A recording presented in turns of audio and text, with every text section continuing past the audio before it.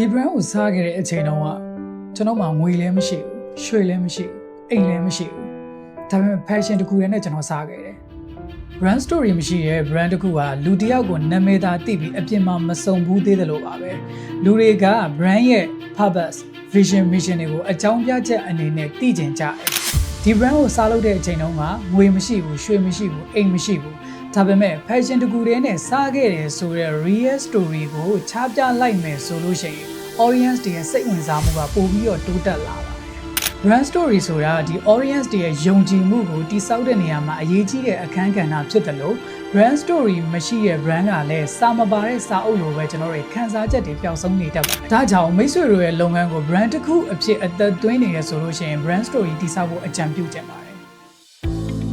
brand story တိစောက်ဖို့အတွက်အခက်အခဲဖြစ်နေရဆိုလို့ရှိရင် professional video production